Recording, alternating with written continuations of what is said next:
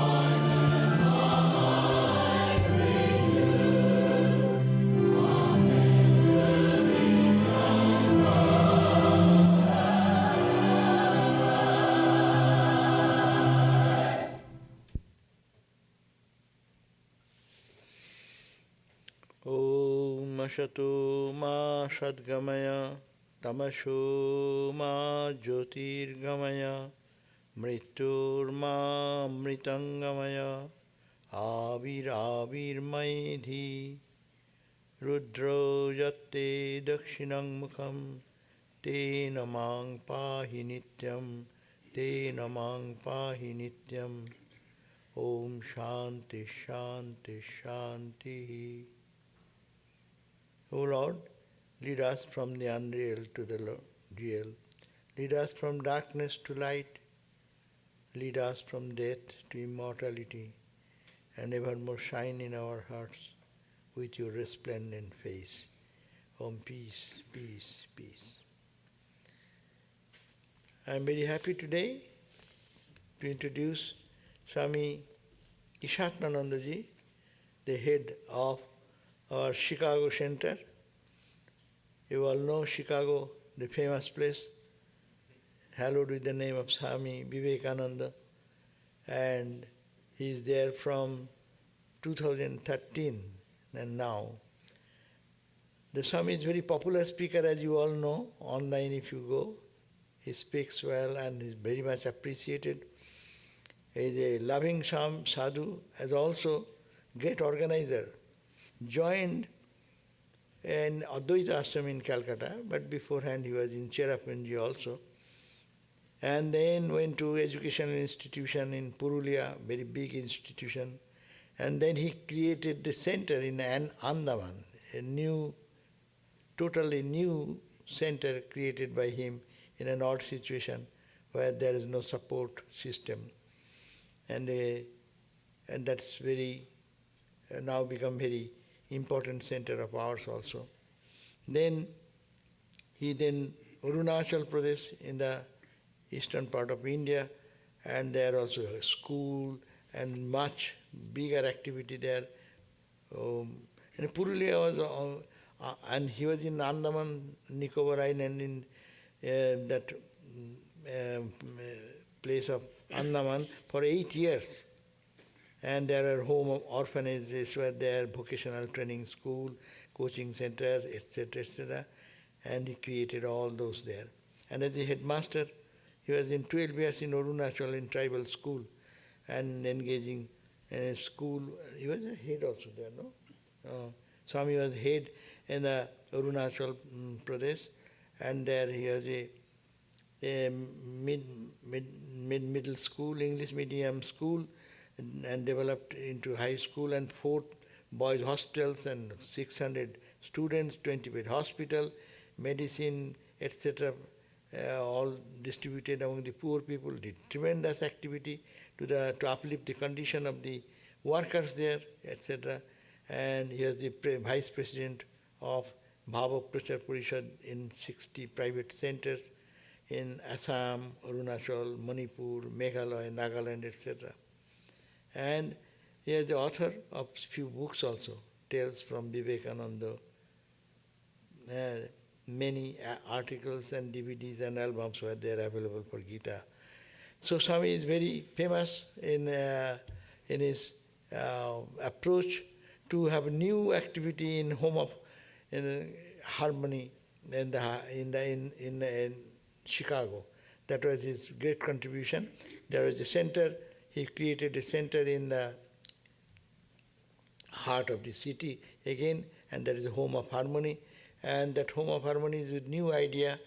And the new idea means it is implemented. The ideas are there, but it is implemented more. There are different religion leaders can come and speak from their own ideology to preach what is genuine Christianity, genuine Buddhism, Christianity, Islam, etc. So that's the interaction, and also to teach what is the religion of man, what should be taught to a true Hindu, true Muslim, and the interaction between them. And he was initiated by Swami Vivekananda Maharaj and was in sannyas from Gambhiranandaji. So anyhow, not to say anything more, we are very glad to have him here, and he will be speaking today. His topic will be, Now we have to become God. Now we have to become God. Thank you, Swami. Please come. I welcome.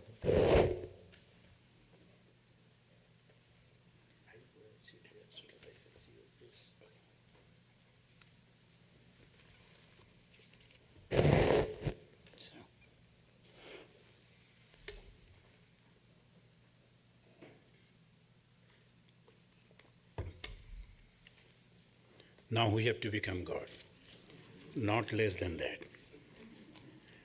But before that, let us begin with the one who has asked us to become God, Swami Vivekananda. Will you join after me, repeat after me? It will be wonderful. Paru tattve Sadalino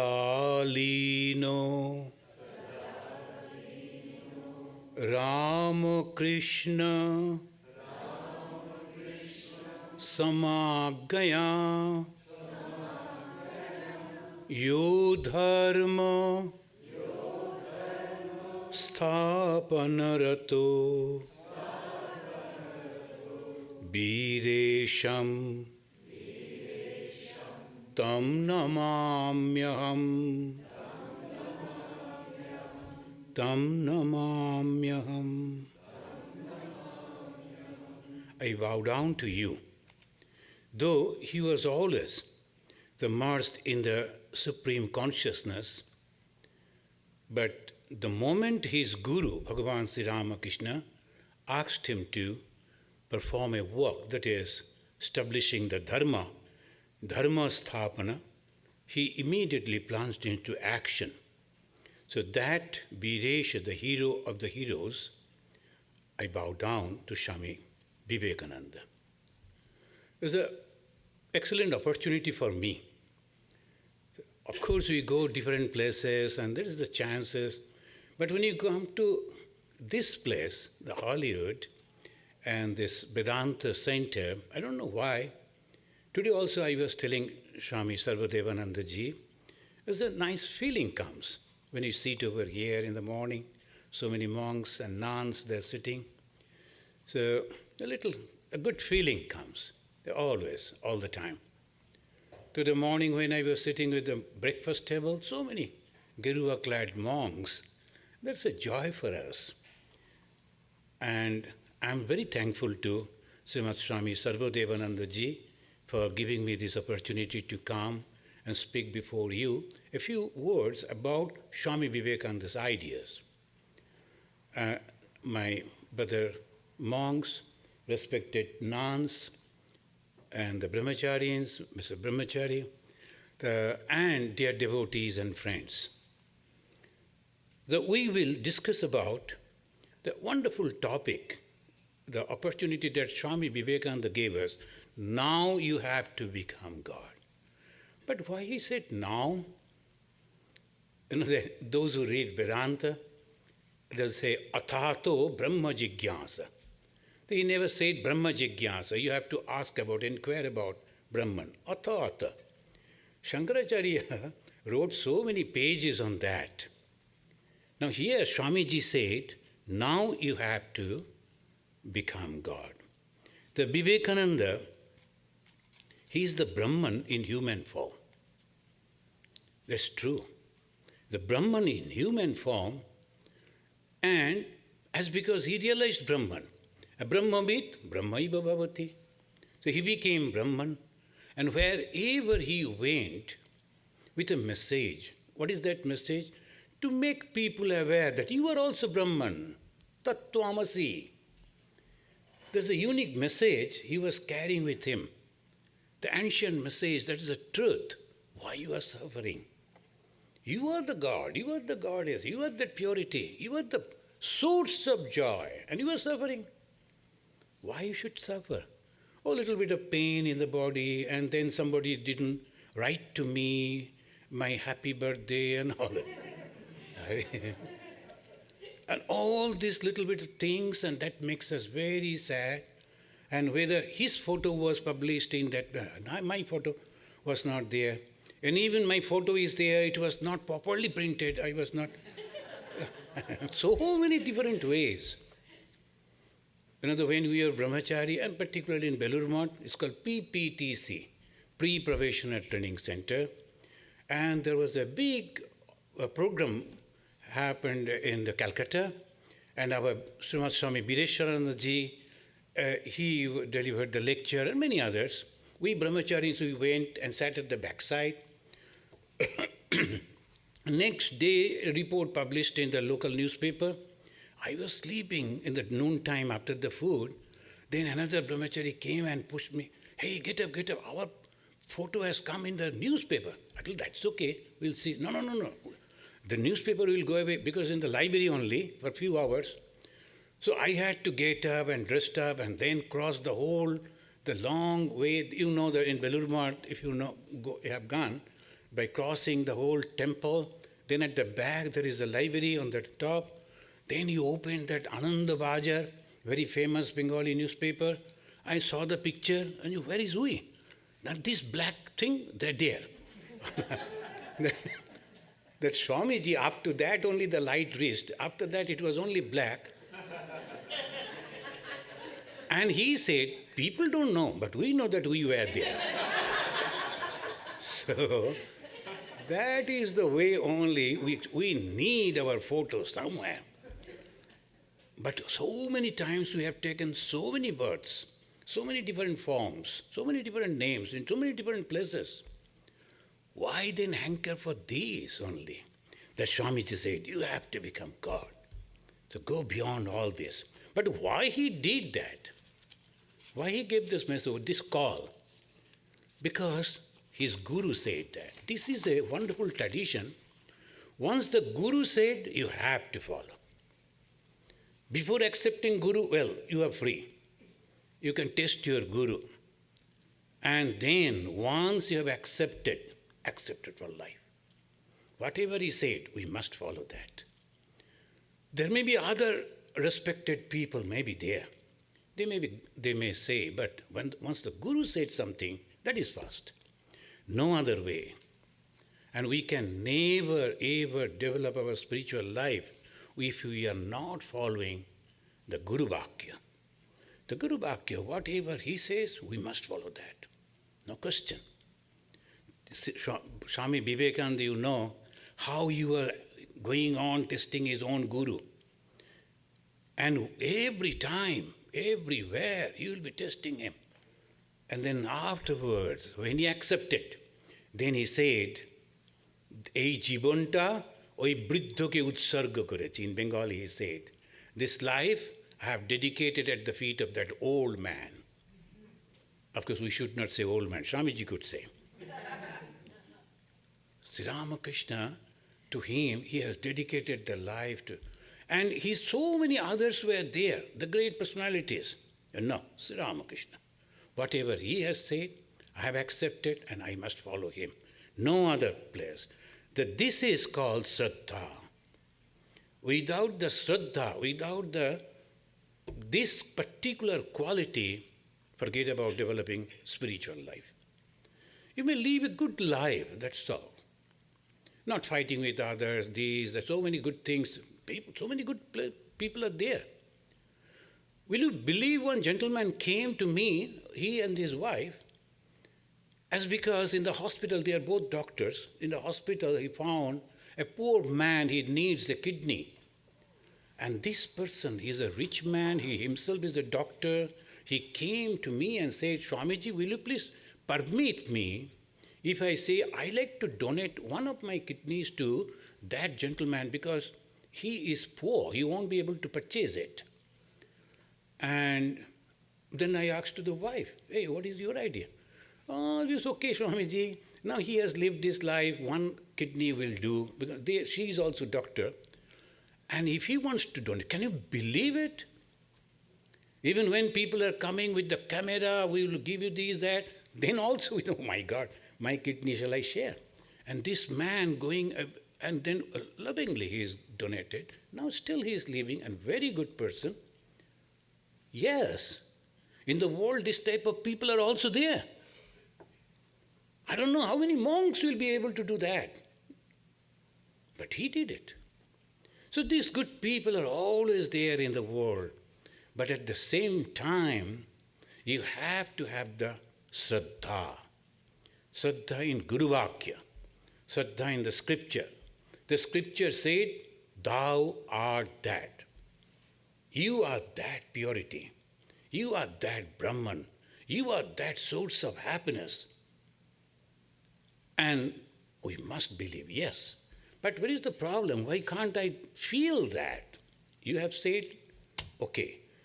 So whatever the Guru said, you have to continue. What Guru said, go on taking the name of God and go and adjust in other brothers and sisters in the monastic life or in the outside. There are so many other devotees that are there. You have to adjust with them, work with them.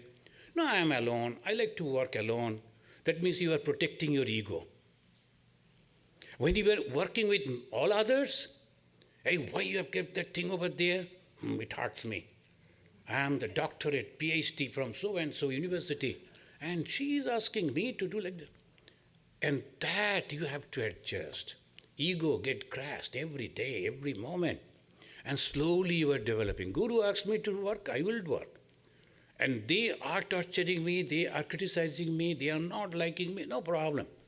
I will be here. In Hindi they said, Guru ka ghar mein gai ka maafik pad raho. You have to be humble, the cow sitting at the door of the Guru. No, nothing I am doing.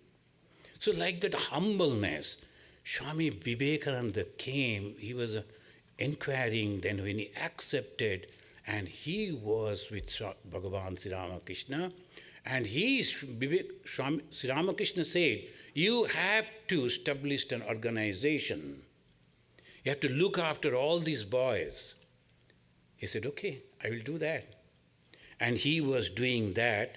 And afterwards, when he said Dharma Sthapana, what is that Dharma Sthapana? Bhagavan Sri Ramakrishna, like an aphorism, he said, if you can see God within your eyes by closing your eyes, can't you see God with open eyes? Look at it. Practical Vedanta. If you look at any of the Mahapurushas, the great souls, all are closing their eyes and trying to visualize God within. And that is there. And one should do that. But here Sri Ramakrishna said, why can't you see God outside? Is there anything except God? Everything is God. Everything. If you can see God by closing your eyes, can't you see God with open eyes? But it is so difficult to see God with open eyes. They will be pointing fingers, they will be criticizing, they will be harming, but still, oh my God, my God. Is it really so challenging, so difficult? But once you do that, you are that Brahman. You are the source of happiness, source of joy. That is unique. And how now he was following his words of his Guru, okay. But how he did that? What is the Dharma Sthapana? What is the goal? Dharma Sthapana. You have to establish the Dharma, the righteousness. How he did that? Sabacha Praharai. In the morning time, when the monks, they chant, the Swami Vivekananda's stotra, there is a word called Shabacha Praharai. He was weeping as if with his words. Because he loved us so much. But then he was telling, why you are thinking that you won't be able to do it? You can do it, you can do it, you can do it. And he loved America because of this. The American atmosphere will make you feel that I can also do it. That is the uniqueness. And he wrote in his letter to his brothers and others, the people coming from outside to American shore, and their heads are hanging on their chest, they cannot talk, they cannot say to each other. Now the American atmosphere will go on whispering, Tom, you can do it. Jack, you can do it. Slowly, within few years, they are going and shaking hands with the President of America and talking with him. Everybody free. This freedom is necessary. Self-confidence is necessary. I also can do. That is Vivekananda's Vedanta. Oh, the world is not there. That is all okay. For those who can understand. But as long as I am here, follow Vivekananda's Vedanta. What is that? This world is nothing but God. But this moment they do not understand that. I have to work out to develop that idea and also to help others. Swamiji said, one can reach God easily by helping the same thing to the others who are trying to realize God.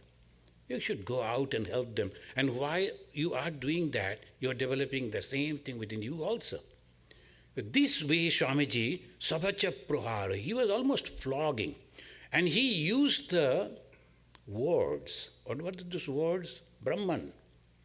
Shabda Brahma. Shabda Brahma is so powerful. Shabda Brahma. Very powerful. And when you are talking with the people, And when they listen to you, you can make them rise. Yes, I can do it. Some of the teachers in the classrooms, they will come and say, the inspirational teachers, sometimes they come and say, you can do it. Of course you can do it. If you see, sometimes they give them the training that they are giving to the armies and navies, and particularly here in SEAL they call. Sometimes you find, my God, they'll be going on. Even the players and their instructors will say, we will do it, we will do it. Constantly thinking, I can do it. And that I is not ego, self-confidence. But if you have the I, the ego, then you are nowhere again. We have to be very, very careful. The same fire you can use to cook, but if you misunderstand and misutilize, the fire can burn you. So you have to be very careful. I doesn't mean the ego, but the self-confidence. And how you will know that it is self-confidence? You will feel happiness that I have dedicated something good to Bhagavan Sri Ramakrishna and my Ishta Devata, my God, my Guru. People are appreciating me. This is my offering to my God, my Guru. If people criticize me, oh my God, what they will say. Oh, you look at it as a member of the Vedanta society. Don't understand anything. No, I should not do that. I have to be prepared. Whatever I do, people should appreciate, not to me, but to the organization. Our Guru, Bhagavan, Srimad Swami Vivekananda ji, he said that after the sannyas, I went to him and said, I know that you have some books, instructions you have given to everyone, but Swamiji, can you please tell me something which as a Guru Vakya I can follow? You like to follow Guru Vakya? Then he said, you should live in such a way that people will never ever criticize Sri Ramakrishna. Through you they should appreciate Sri Ramakrishna. Your living, your words, your life should be in that way. Look at it. So difficult.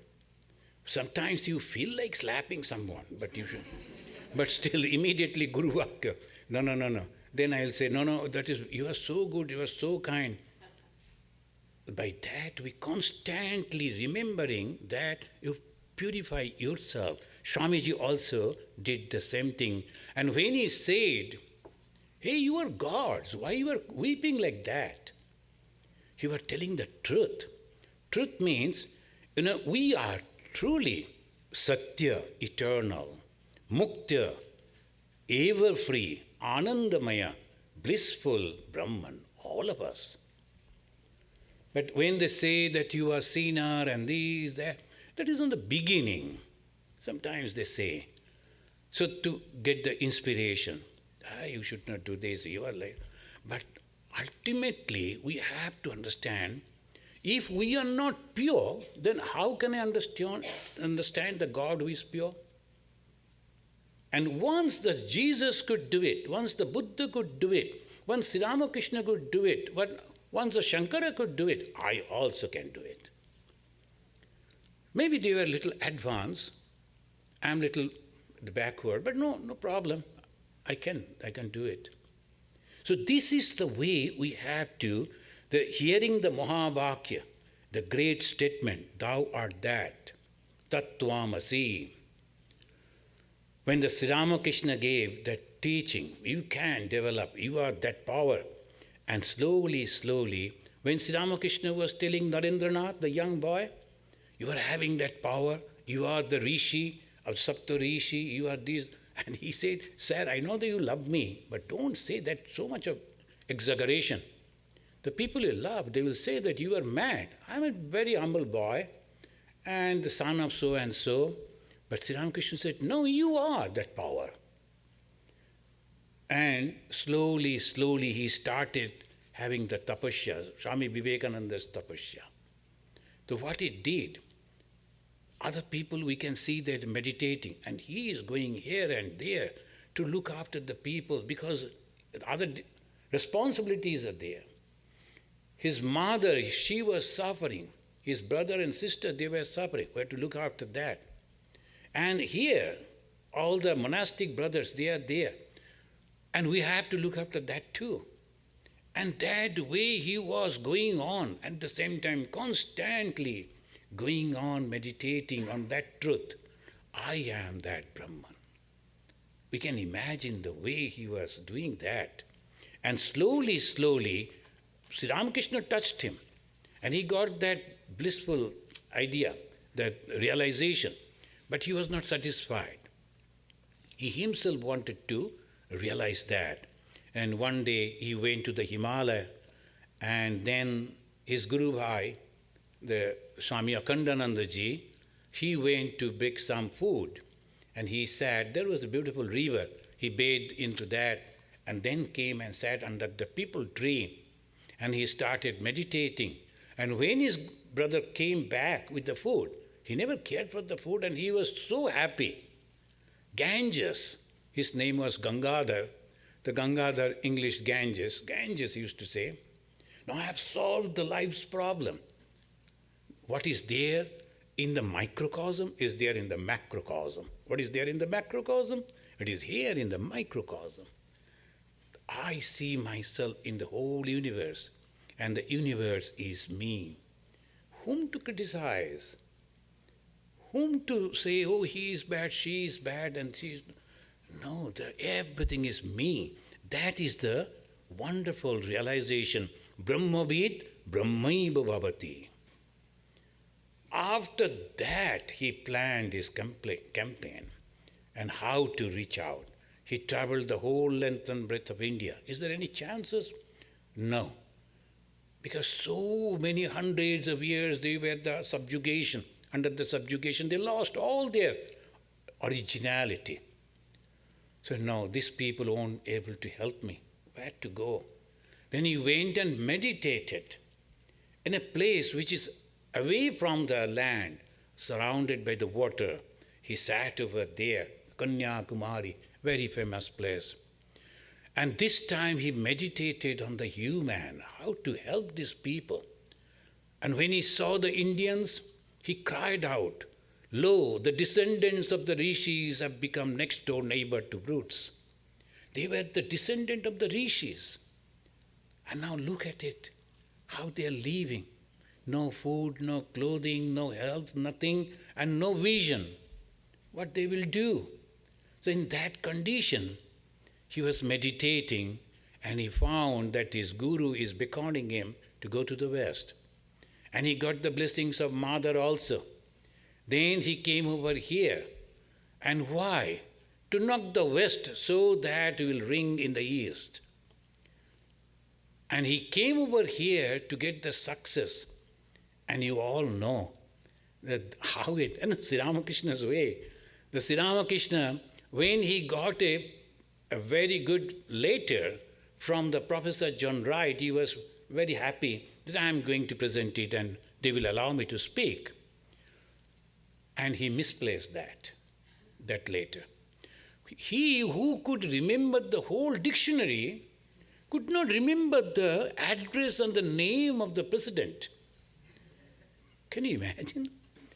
A person who could really remember the whole pages of the dictionary and he could not remember the address?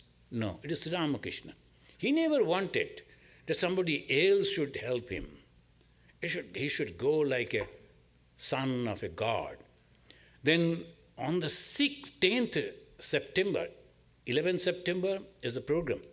10th September, he was sitting on the steps of a church, getting ready for giving the life because the whole day couldn't eat, no water, and no one was looking at him. He was sitting over there, miracle started. Then the lady came from the other side of the road, and everything started taking shape.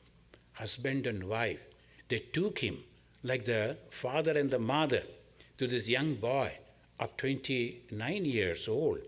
And they took him to different officers, ultimately get the opportunity to speak for 5 minutes. And they gave him everything, that this way you should walk and this way you should dress up, all the training.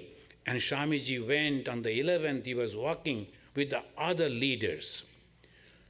And he got the opportunity to speak, and he spoke, and that became a grand success. And what happened afterwards? Here in America, people started inviting him and all that. But in India, you can never imagine the effect of that one lecture in India. Only one lecture, a few minutes only he spoke. That completely changed the whole psyche of the 33 crores of people in India. That was the power. That power completely changed the India. They forgot all the differences. And our rulers, the Britishers, very nicely they divided us. And linguistically, religiously, socially. And 200 years we were fighting with each other. And then slowly when the Swami Vivekananda said, we are proud because the ancient race, all started thinking, that's true. Maybe I am following Buddhism or Islam or Christianity or Hinduism, but we are all from here. That unified them. And that in one way, he was Sabacha Prahari. He was saying, you people who are under the subjugation of no religion, you have to become free. Freedom, freedom, freedom. Freedom is the first condition of growth. That was the first word.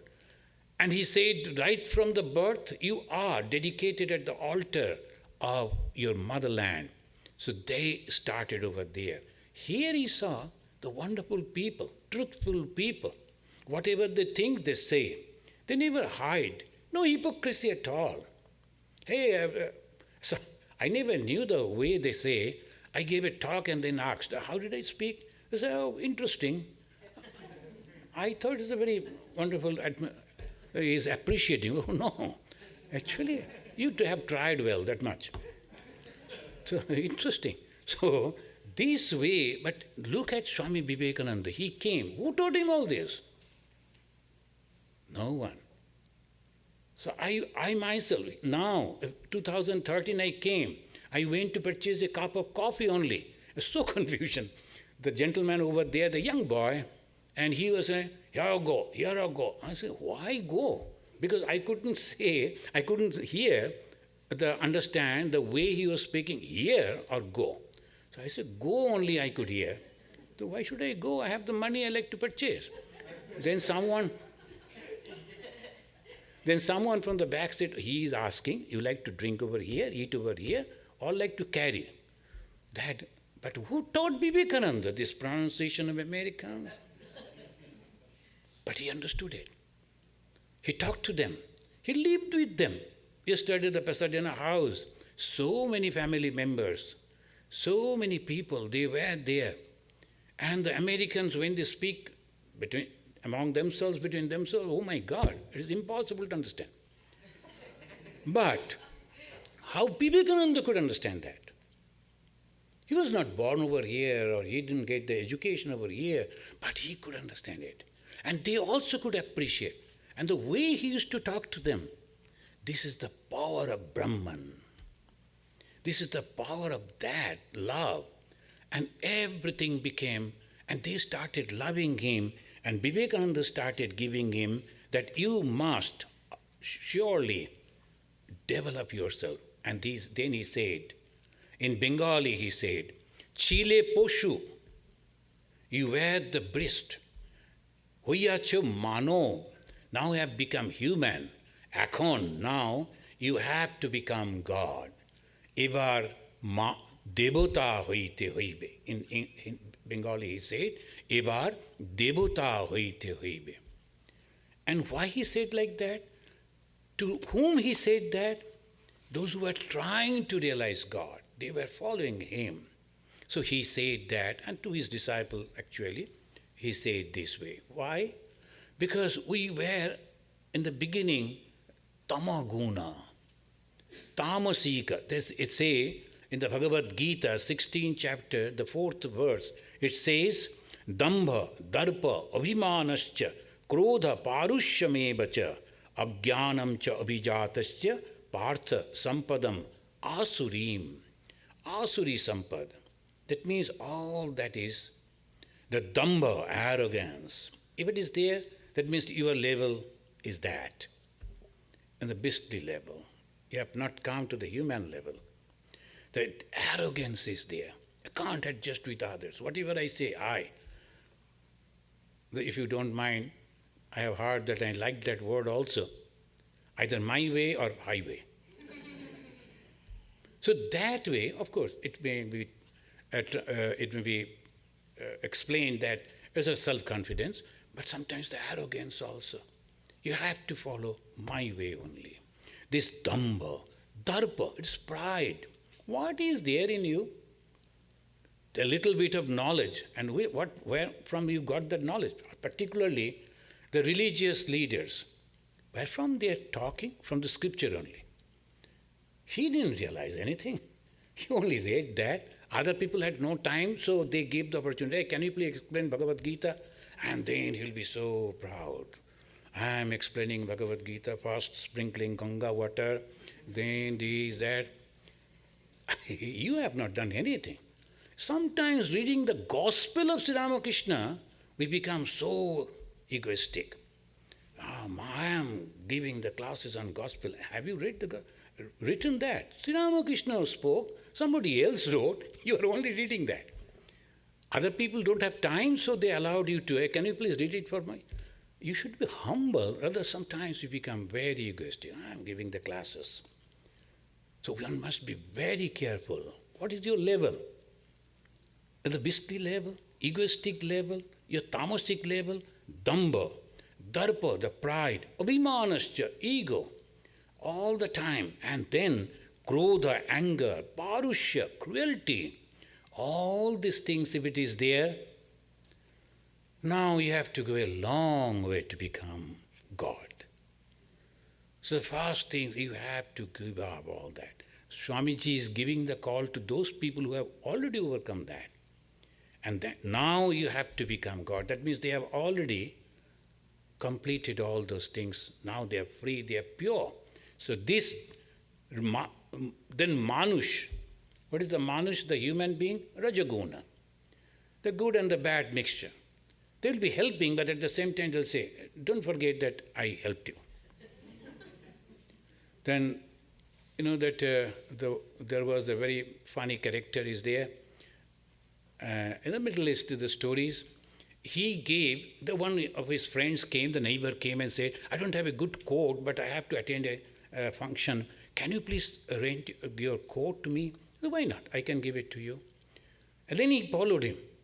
When he went to that program, all people were greeting, so you have a nice coat. Then at the back he said, it is not his, it is mine. Then gentleman said, hey, why you are saying that? That is insult for me. Then the next program he went, he also followed and said, the coat that he is wearing is not his, not mine also, but not his. And that way, these people are manushya. They'll constantly go on telling, I did it for you, I did it for you, I did it for you. Why? They're good people, but with pride. And constantly want that you should remember me, that I have done it for you. No, you have to forget that once you give, sometimes some people bring the food after cooking and then go on calling. Swamiji, have you eaten that, taken that? How was the taste? And what? No, you have to eat that even if you don't like, then you have to remember the taste, then you have to tell them. It's so difficult. Once you cook, first you taste it is all right or not, and then you give, no problem. But after giving, forget it. And one lady, she came to show me what are the foods are there and names, and she was not having her denture, you can imagine, and she was bending almost on my food, and this is that. My daughter cooked this, my daughter-in-law cooked this. Oh my God, how can you eat? Because all the time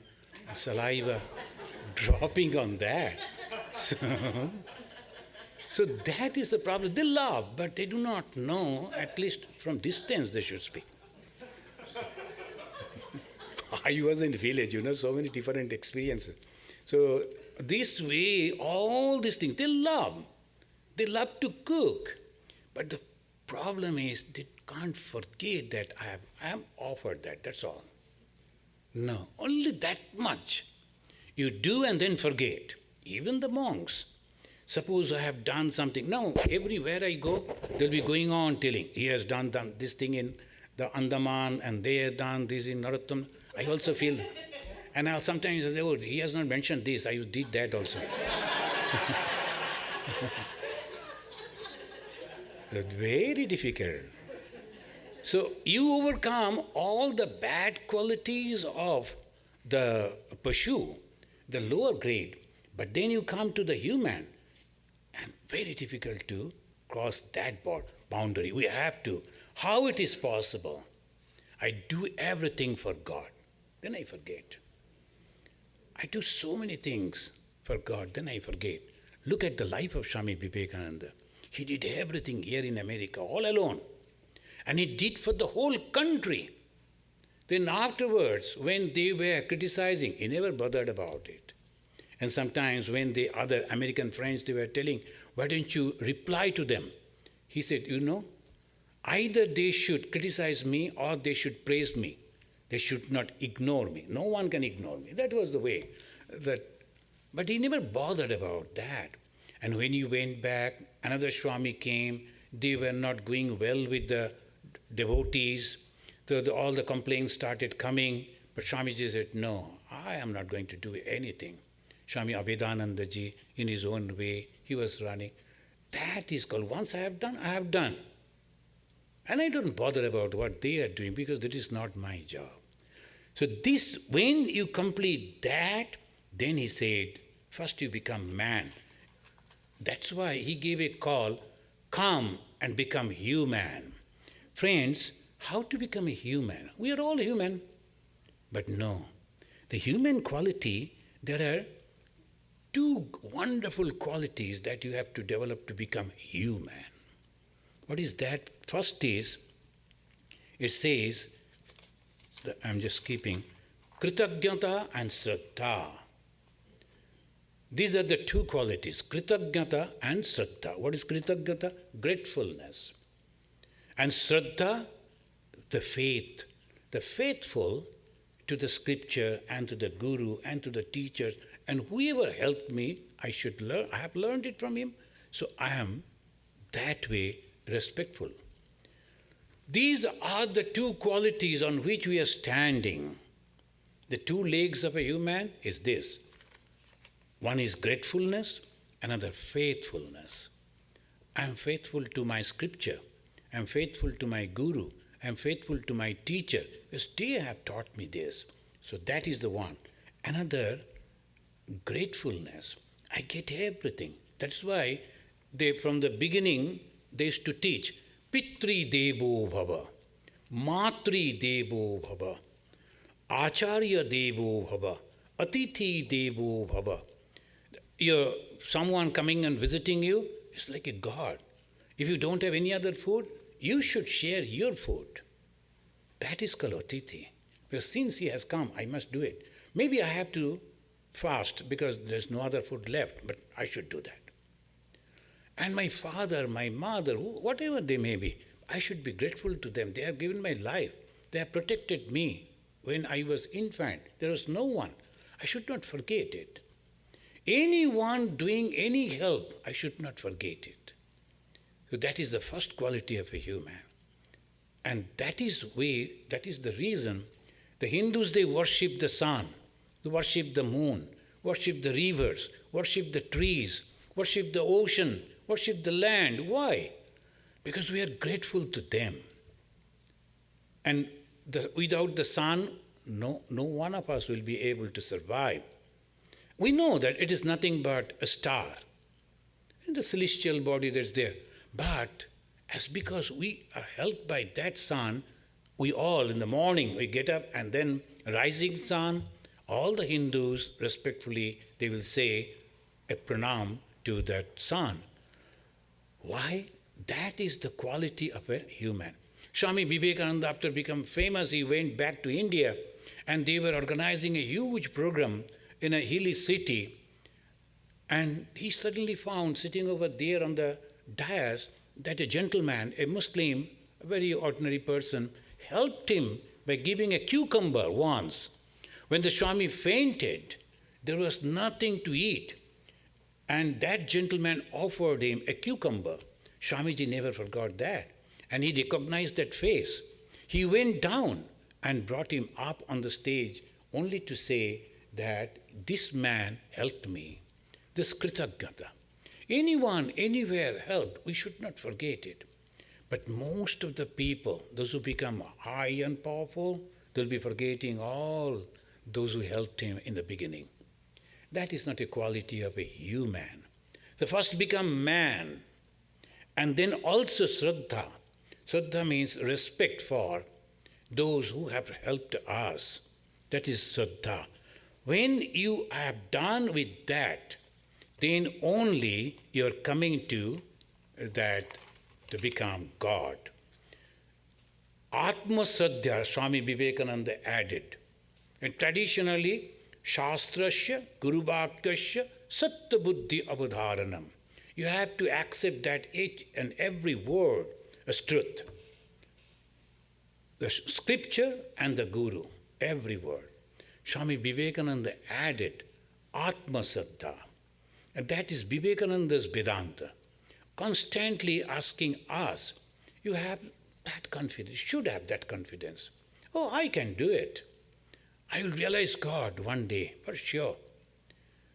And when I am seeing all these good qualities, then I am imbibing those good qualities. I am fighting with myself. It is so difficult to imbibe those good qualities, not externally, but internally. It's transformation. Oh, you're so nice person, so good, and then you forget. No, not like that. This is all external, another way of the civilization. They're good people, they'll be smiling each other. In America, the moment you meet, your eyes meeting, whether you know or not, you have to nod your head and smile. That's good, very good, the social system. I went to London and entered into a tea shop, and some people, they were looking at me, seeing this dress. Then I, like an American, I greeted them and I smiled, and they began frowning me. Then I immediately realized it is not America, it is England. Okay. You have to be introduced, then only you can do that. So, okay. So that way, you have to understand different places, different people. And in India, you need not to bother, just go. They will know about your whole life. And they will remind you who is your grandfather and etc. Within 5 minutes, they'll be so friendly with you. And they are always very good. So these are all things that there's Atma Shraddha. I can do it. I can't do it. I can't do it. I have seen some of the Americans, including one gentleman, nowadays he's coming to us. He's a Muslim by religion, and from, I think, in the broken Russia, from there he has come. Now he used to come and sit with the book. We read only Sanskrit. Of course, English meaning is there, but there's no time, and I am alone. So I read only Sanskrit, and he used to go on following it for, it is almost like 3 years or 4 years. Now that gentleman, I could hear, he's chanting with me the Sanskrit. And why he was so interested in Sanskrit? Because now these words, when you say, that gives solace, some happiness within me. The past birth, how they are trying it. That slowly, we come to the last point. Who can become Devata and how? The moment we become Devata, shall we grow different hands? Then it will be difficult to lie down. With 2 hands, it is so difficult. Now, suppose it is 10 hands, then how I will lie down? And no. Who is the Devata, you know? The God? God means only 2 good qualities, which is already there within us. That's why Swamiji said, each soul is potentially divine. It is already there. What is that? Love, love. Love is already within us. And unselfishness is there within us. In our country, in India, I have seen the ordinary person at the time of Durga Puja. The tradition is supposed to purchase the new clothing. The man, he will spend the whole year's the savings to purchase different new clothing and distribute. Himself could not purchase anything. But he is happy. Unselfishness. All of us, we are unselfish. We are spending money for so many things. That unselfishness, that quality is already there within us. And love, of course, it is there in every being. Look at the birds, look at the animals, look at the human being. They all love. The love is already there. Only one thing, that is within me and mine. Then only I love, otherwise not. You have to break that. Everyone is mine. They may look different, their language may be different, culture may be different, but they are mine. So when we break that boundary, that bracket, immediately we become God. Unselfishness is God, said Swami Vivekananda. That is the definition. Unselfishness is God. The moment you become unselfish, you are God yourself. Ekhon devata hoite hoibe. Now you have to become God. How? The unselfishness that I am having already, that I have to practice for each and every one. The love that I am already having within me, that I should pray for everyone, reach out to everyone. We love Jesus. We are Hindus, but we love Jesus. Why? Because the man who could pray for those who were killing him at that moment, that's excruciating pain, when they are nailing him alive, even at that painful moment, he was praying for those. God, they do not know what they do, so forgive them. If he is not God, then who is God? That is why. We worship the Buddha, but we are not Buddhist. We don't follow the philosophy. But we love that person. We respect him as God. Why? He was ready to sacrifice himself to save the life of a goat. If he is not God, then who? So that love, so much love for others. And no boundary. Oh, he is not my follower, so I don't love them. No, not like that. Anyone, anywhere. And that's why the Hindus, after their realization, then they prayed, Sarvastaratu Durgani, Sarvo Bhadrani Pashyatu. Let the suffering of people of all the whole world, universe, let it go away. And let everyone see the positiveness in each other. Let everyone be happy everywhere, wherever they are. The moment truly we can feel that, truly, then we are God.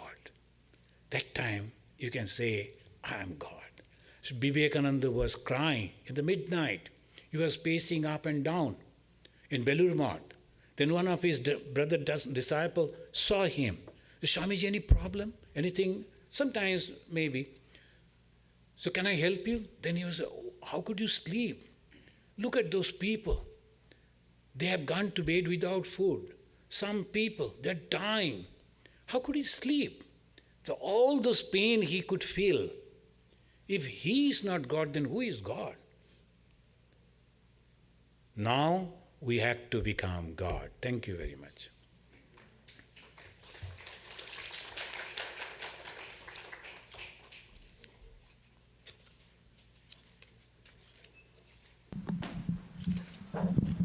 So now we'll have a little recess for 10 minutes or so, 10-15 minutes. Please come back here and we'll be QA question answer session will be here. And all are invited for prasad, lunch afterwards. So thanks, Swami, for giving this wonderful idea to how to be from beast to man to God. We should practice that. We'll be waiting for the question answers now. You get a good time for that.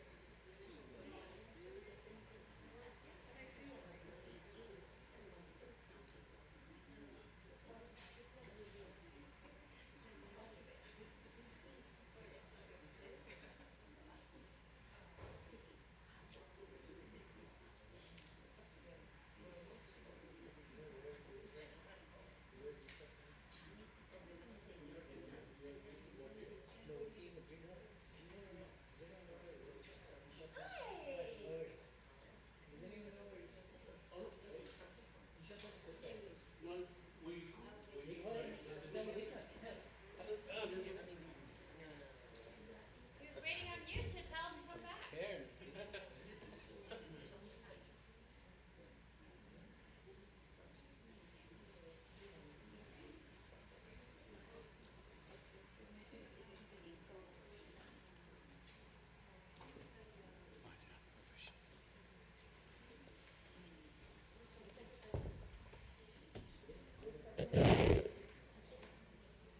People are taking tea. Yeah.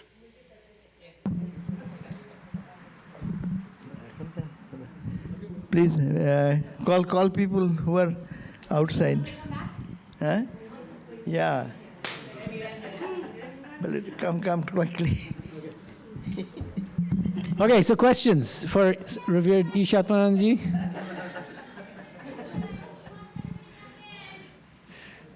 Raise your hand. You have the question, first question. Close that. The outside also. Okay, we've got a question.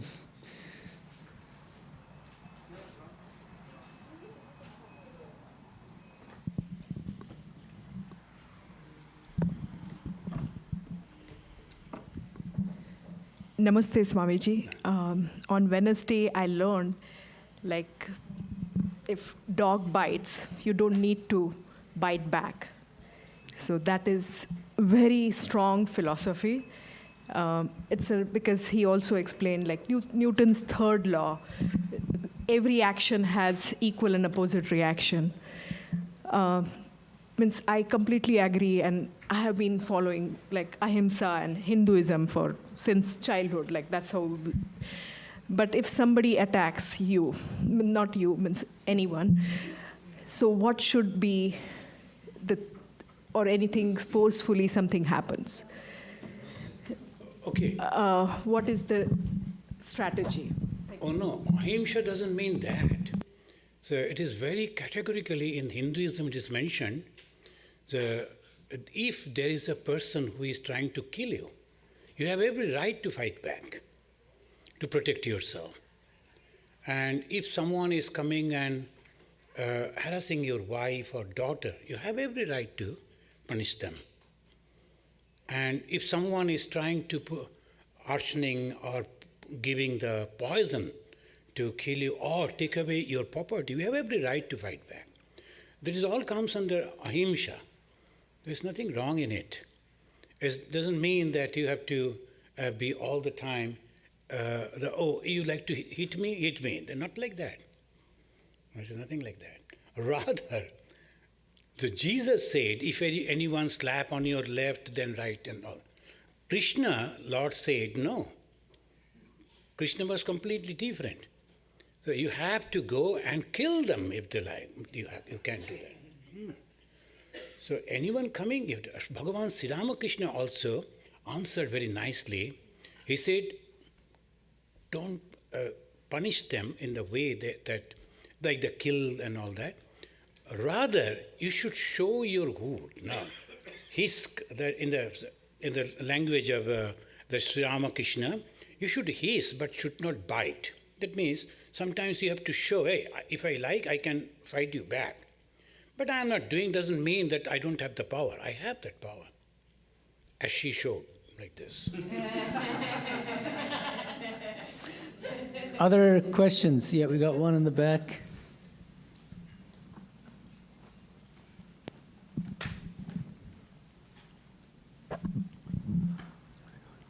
Good morning, Swami Ishatmananda ji. Could you please discuss the distinction between the repetition of mantra and meditation in the practice of japa? Thank you. What's your question again? The distinction between repetition of mantra and the japa. Okay, he's asking Maharaj about the difference between repetition of a mantra and doing mantra japa. Oh, repetition of the mantra is the mantra japa. The japa means the repetition of the holy name of God that has been given to you by your guru, That is japa, and mantra, repetition of the mantra is japa. But the mantra is a different, that is a very mystical word that comes down through the lineage of the gurus, Guru Parampara, that comes down from there. So mantra is different, and repetition of the mantra is known as japa.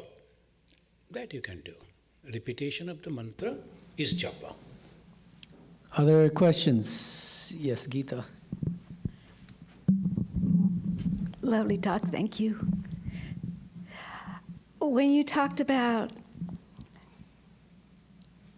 I am God, it reminded me of Ramakrishna talking about not to say I am God, but I got the feeling that his use of the word God was different than what you're saying. Can you talk about that, please? Yeah. The way he said that there is a word called Bhagavan, it's called Ishvara. No one can become Bhagavan or Ishvara, because that is the power of God that helps to create, sustain, and dissolve. But here, the ever devata hoite hoive, there means the God, and this God means one who is full of love and unselfishness. That is the completely different. And what happens when you really can love others? You are full with joy, full with happiness. And if you have the unselfishness, no desire at all, and obviously no ego, so that is the source of joy. You are in great happiness, great joy. So he actually was guiding us to go back to our own divine self. As a Vedanta, they say, you have to realize your own self. The Atma Jnana, the realization of the own self. And when you realize that, and here Swamiji said in a different way, you have to become God. That means you should realize your own self, that you are unselfish, you are full of love. That is, when Sri Ramakrishna said, I am God, it is not good to say, that means people misunderstanding and egoistically they is mentioning that I am God. In the medieval time, most of the kings in Europe and in Asia, they used to say, we are gods. We are connected with gods in the medieval time. But actually they were tyrants. Most of them. So naturally that is not. Sri Ramakrishna said, no, you cannot say that, because that is egoistical way. But Swamiji said, you have that quality and you should manifest that, unselfishness and love, you become divine. That is. Next question. Everybody speechless? Yes, there's one.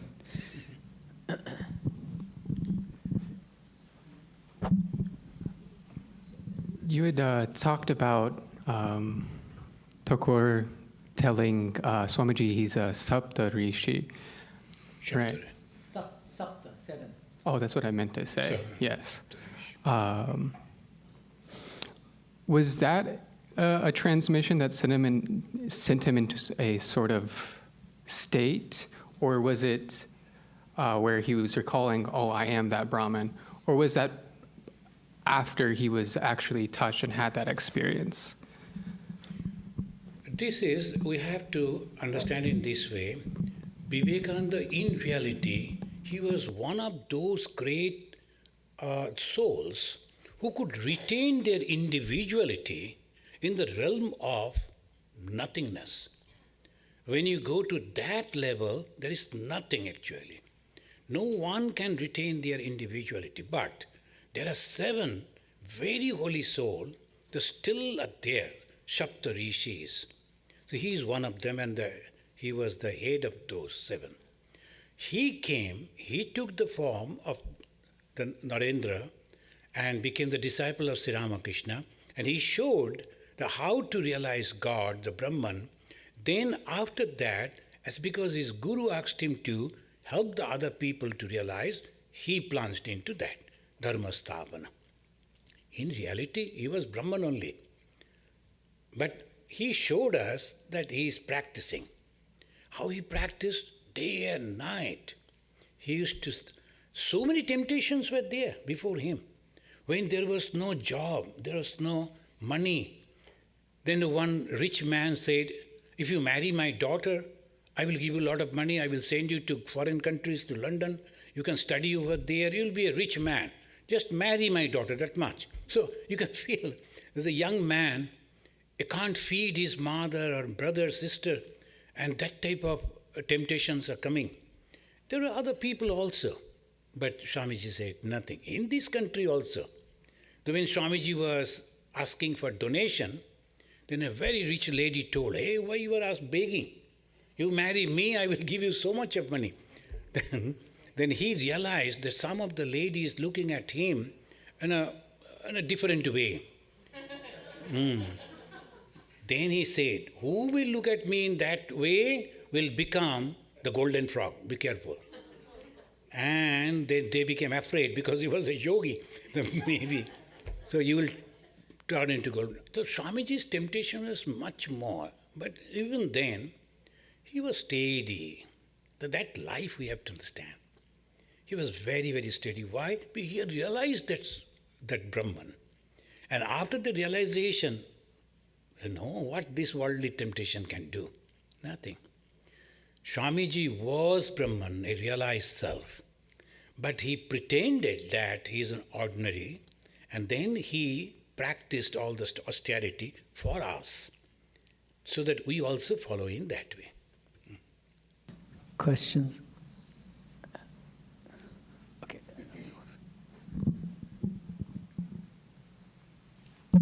Swamiji, spiritually, what's the difference between God and deities? God and deities. So deity means when I am choosing one God, that or goddess, that is my deity, my chosen God or goddess. But when you say God, they're all. Those who are having this quality, they're all gods. But we have to understand the definition of Ishvara and Bhagavan. The Bhaga means the power. There are 6 different powers are there. That should be there to that particular person, then only Bhagavan. We say Bhagavan Sri Ramakrishna. And they say Bhagavan this, Bhagavan that. No, you cannot say like that. If that person whom you are calling as Bhagavan, is he having these 6 qualities? All are there recorded in the scripture. If those 6 qualities are there, you can say Bhagavan. So Bhagavan Sri Ramakrishna. But your question, the deity means, I have chosen one god or one goddess, that is my deity, and that is the beauty in the Hinduism. So many gods and goddesses are there. You can choose any one. You can develop a new one also, no problem. And by that way, you can continue your sadhana. Why do we call like this? Because I like that particular ideology that he is promoting, like Sri Ramachandra. Ramachandra is truthfulness. Once you have given the word, you must keep the promise. That is the Ramachandra. The Krishna is all giving away. He could become the supreme king in those days. He was having that power. But he also never. Bhagavan Sri Ramakrishna, his ideology, love and unselfishness. He loved each and every one. That's why he used to go to those ladies. They were, actually in those days, in those society, they never liked them. Sri Ramakrishna used to go and used to bless them, putting his hand on their heads. He could not see anything. So if I choose Bhagavan Sri Ramakrishna as my ideal, he is my deity. But the Rama is also God, Krishna is also God, and the Ganesha is also God, Durga is goddess. All the gods and goddesses are there. If you choose one, because you like that particular ideology associated with that particular god or goddess, that is your Ishta Devata, and that is called deity. But I think that he might also be asking about the word Swamiji used, Devata, and how might Devata be different from Bhagavan or Ishvara? Is it? Is that, or no? Is it the word? No. Oh, then that's fine. Okay, so then. I actually got my answer. She already got the answer too. So 2 questions in one answer. Okay, anyone else?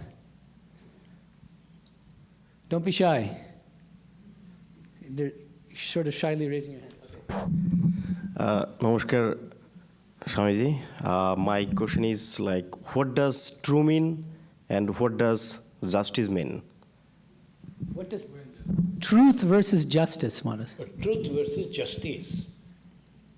Well, justice is a different thing. If you are divine justice, it will be truth.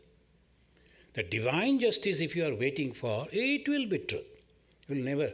But the justice, if you say about the law of the land, there may be some mistakes because they are not collecting the proper proof, and the judges they can't give any judgment without the proof. So by that way, it may differ. But truth means, again, when you talk about the truth, the satya, about these worldly things, it is different. But when you say truth, satya, in the spiritual and philosophical way, it is eternal. That truth, the satya, it never changes. We see all the things changing. How can I see that? I was a little baby on the lap of my mother. I am a grown-up, I am growing up. I am an old man. And my mind is also changing.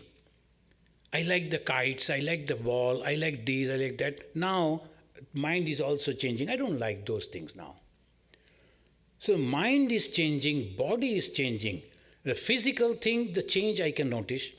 The subtle thing, the mind also I can notice. But who is noticing? That is called satya. That what observe everything is called satya. And sometimes we give the name that is Jagannatha.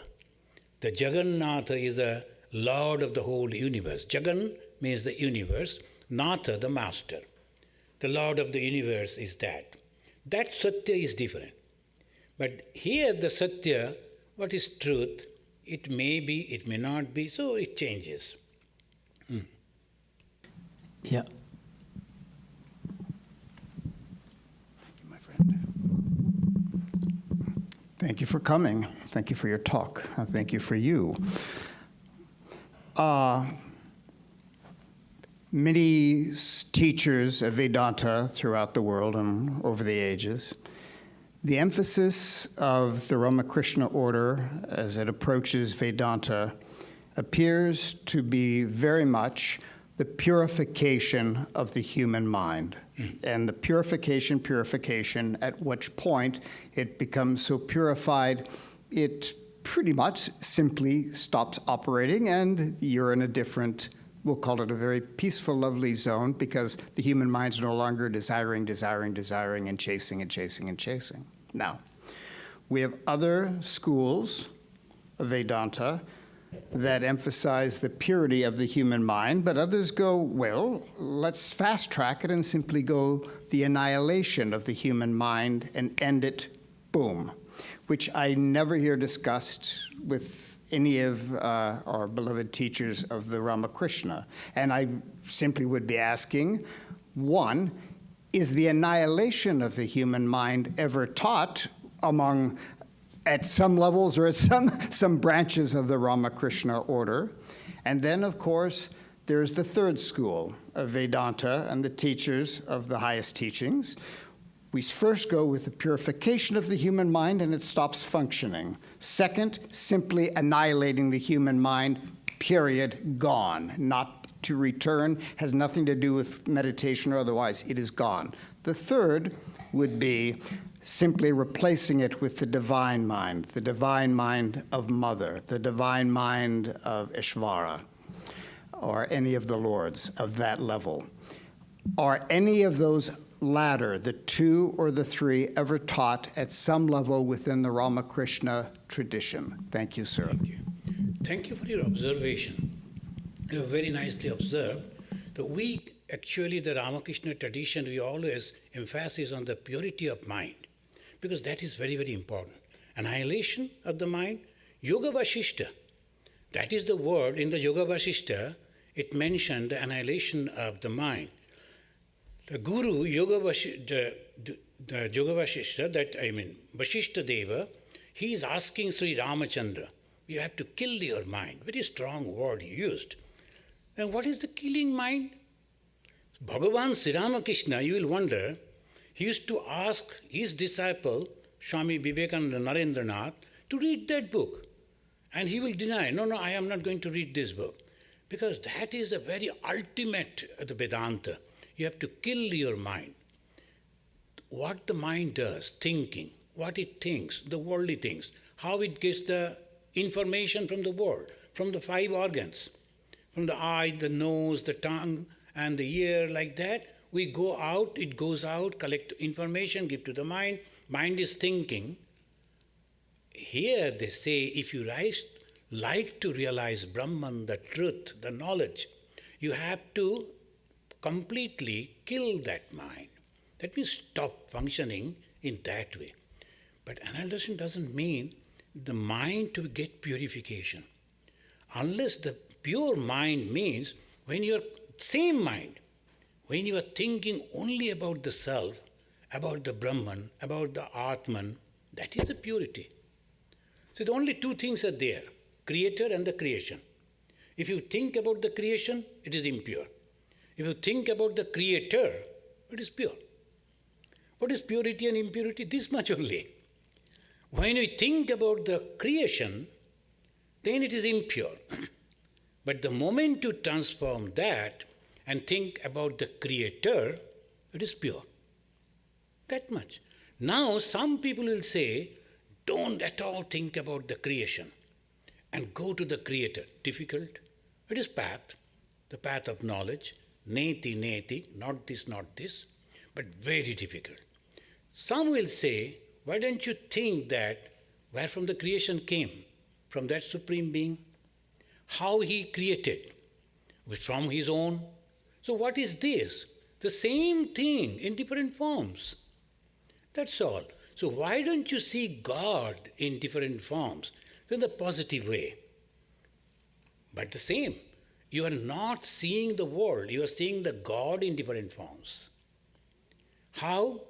By annihilating, killing your mind, which was thinking this is separate and this is separate. When we come to the church, we feel that we are pure. And when you go out and see other people, oh, that is worldly things. No. When you can see all and nothing but the same God. Example, in the life of Bhagavan Sri Ramakrishna, you must have read. He went to a place where the ladies, they were selling their bodies and all that. And people, the devotees who were with him, they were taken aback. Oh my God, how the carriage came into this path. And the both sides, the ladies are there. And they tried to close those windows so that Sri Ramakrishna should not see them. And Sri Ramakrishna, he opened those windows and sticking his neck out, and he shouted, oh mother, you love to dress like this and stand over here like this. He couldn't see any bad. He saw the Divine Mother in those forms. And that is called annihilation of the ordinary mind. In the Yoga Vasishtha it is there. But a very good question. Thank you. Other questions?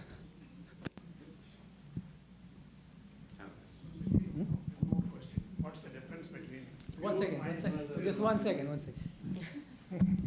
What's the difference between pure mind and pure heart? Is there any relation between? Pure mind and? Pure heart. Pure consciousness. Pure heart and pure mind. What is the difference between? Same. It's all same. Because, again, Bhagavan Sri Ramakrishna, he said, to when pure mind and pure thought, also that pure thought and the God are same. So we have to remember, whenever we see the purity, that Jesus said, the kingdom of heaven is within you. What does that mean? How can a kingdom can be within the heart? The kingdom of heaven means purity.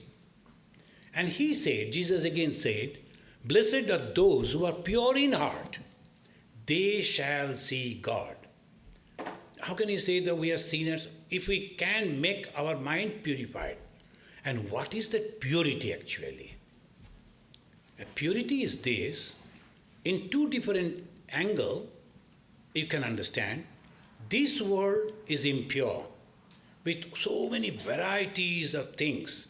Impure because it is separated from God.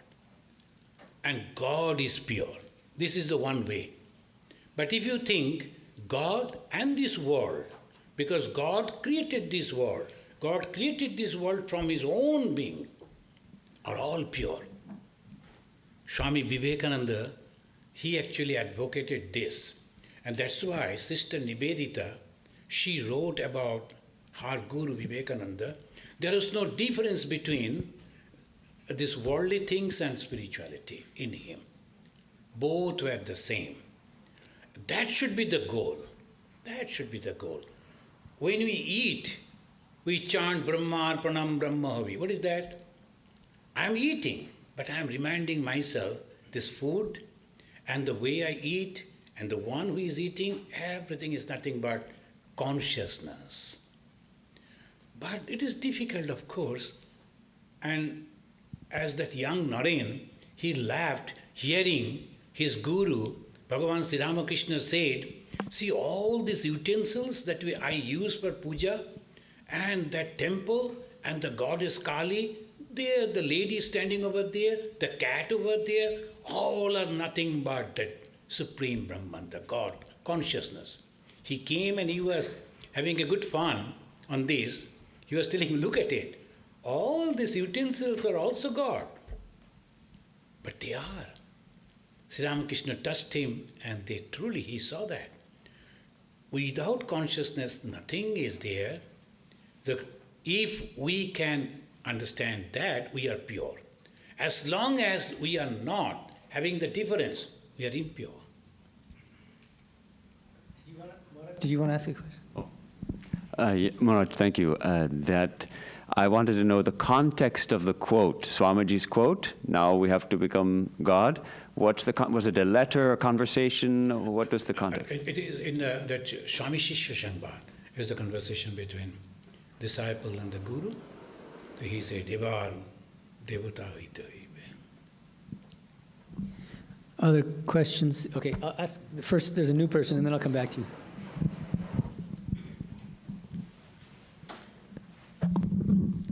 Pranam Maharaj. So my question is in the context of this annihilation of mind. I was just remembering one of the teachings of Brahmananda Maharaj, which I read some time back. So there, probably one of the devotees asked him, does the mind exist when somebody has reached the state of samadhi? So I remember his answer was, yes, there will be some part of mind will be still there, will be existing still in samadhi.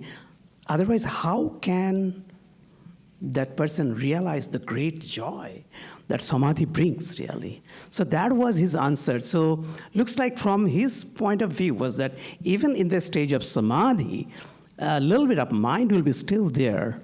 So I'm trying to understand, trying to connect between annihilation of mind and this thing. See, that is the annihilation mind, you can understand, not thinking of worldly things. That is annihilation of mind. But what you say, that is also a lower stage. When we are having the joy of that eternity, that is also one step lower than actual. When you go into that, you cannot express anything. You become that. In one of the poems of Swami Vivekananda, he is mentioning that. I remember the Bengali words that he wrote, Bahe matra ami ami. That means that in the last stage, only I am realizing, I am enjoying, that stage is there. She dharao anukhana, that also goes away. That flow of I also goes. Boje pran bojeja, the last line, only you have to realize yourself, and no one can understand, and you cannot express that also. So as long as I am enjoying, the I is there. That means the difference is there. So when you merge into that, who will say? Only after you merge, you will say, ah, ooh, like that. And don't do it outside, people will take you to hospital. Other questions? There's a follow-up from this gentleman. Thank you.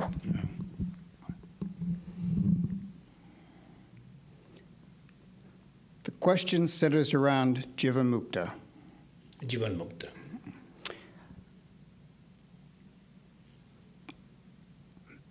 We see some schools of Vedanta teach that one who is within a living being, a living body, the appearance of a living body here on the earth, is absolutely emancipated and totally free. And they would define that as actually no more need for meditation unless one wants to hang out for a while more with mother or have a more intimate conversation. But absolute freedom and the human, anything that is human no longer exists, some schools would say. So the human mind is annihilated, the human intellect is annihilated. In some cases replaced with something else, and others just annihilated in supreme peace. We see Ramakrishna constantly within his conversations with his disciples and in public events immediately go into a trance and immediately go off and have to be held up here and held up there and held up there. And I keep going, for what purpose? Was he a Jivamukta, or what was the need? If there is no need by some schools, because if you want to go have a commune with Ishvara in whatever form Ishvara appears to you, fine. But why in the middle of a million conversations would we say, if he was a Jivamukta, he is going to the Jivamukta state publicly in front of people, rather than a full-blown Jivamukta who is simply that 24/7 for eternity, and that is what it is, and fully free. Thank you, sir. So about the mukti, mukti means the realization. So at the same time, we have to accept our karma phala. So whatever I have done, I must have to either enjoy or suffer and then complete over here. Now someone who has realized that Brahman, but his karma is still there lingering, he has to stay here and then has to continue in the same way, sometimes suffering also physically. Mentally he is free, but suffering in the physical, it is there. So, and after the death, at the time of death, he will be free.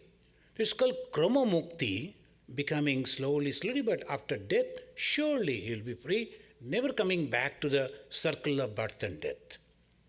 Shankaracharya emphasized on here and now you should be free. That is called Jivan Mukti. While you are leaving, be completely free. And what will happen to you? You will enjoy the whole drama. You know, the God has become the villain. God has become the hero. And all this fighting is going on, this, that, nothing but the God's thing. And you are just enjoying into that. So that is called Jivan Mukta.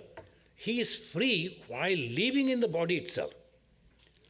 About the Bhagavan Sri Ramakrishna, he was above all this. He was the God himself. You cannot imagine. If you say, sometimes you say, oh, he's boasting about himself. No, it was truth. And he said, all the experiences that I am having, it has gone beyond the Vedanta. So what are the experiences?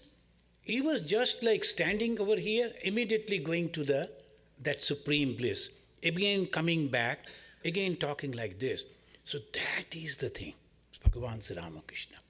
So if you can say he was Jivan Mukta, of course he was Jivan Mukta. At the same time, if you say that he was bound, apparently he was taking care of his disciples, he was taking care of others, apparently, but in reality it is not. So mukti, here and now, that has been emphasized in the Upanishad also. Ihached abedid atasatyam asti. Nachet iha abedit mahati vinasti. Bhuteshu bhuteshu vichitra dhiraha pritya asman lokan amrita bhavanti. Amrita means that supreme joy, supreme bliss. How all the beings are nothing but that supreme self.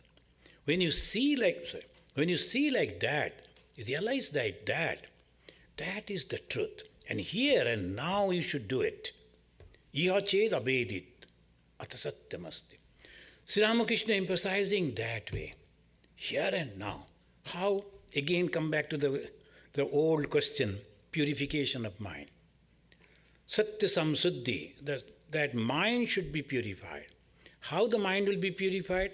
Through holy company. And how the holy company will help you? Will give you the truth. That this is the truth and that is not the truth. And again and again and again you are coming in contact with that, slowly you will become pure. When we joined in the order, we were not knowing. So obviously we used to find the differences. Why the Ramakrishna Mission Swami should not do like this? Why they should not? All the whys were there. So slowly we were here. Though after, say, almost 50 years in this monastic life, now I can say, yes, whatever the Sri Ramakrishna said is true. There is no doubt about it. No, it is true. There will be people, ignorant people, they will be behaving like that, but they are not doomed people. They will come back. Each and every one will go to the summit, to the top again. My path only to go on helping them to realize that, and also continuously trying, I should not fall from there. Happiness, you cannot imagine. You must have meditated.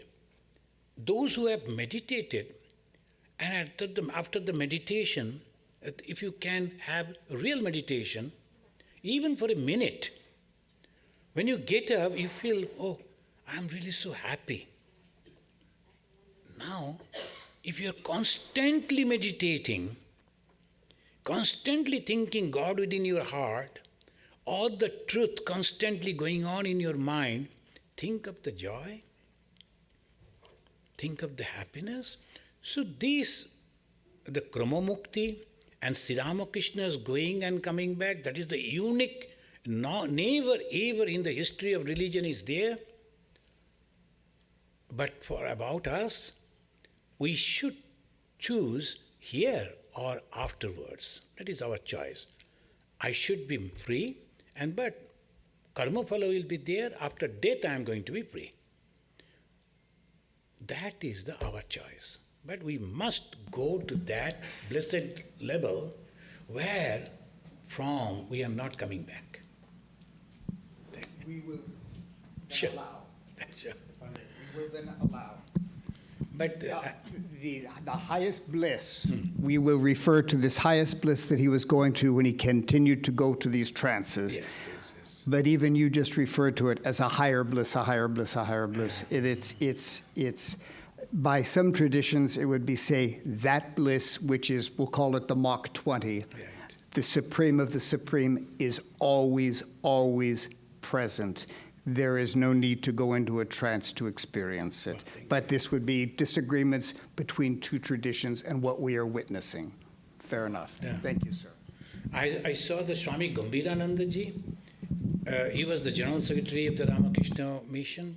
And very tough time you were passing at that time. Very ultra-communist movement was there in that time in the Bengal. But he was so free, so much a problem.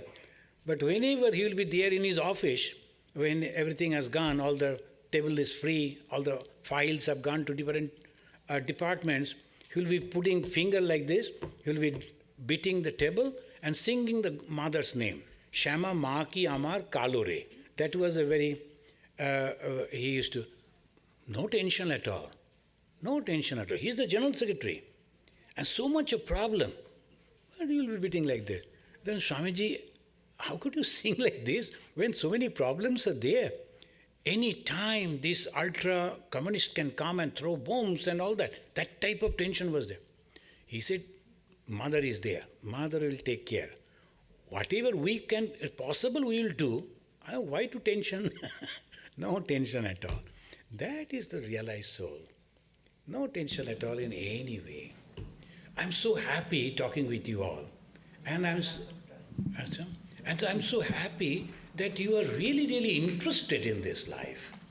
And I'm sure, and I pray to my God, that each and every one of you should feel at least that you are one with God.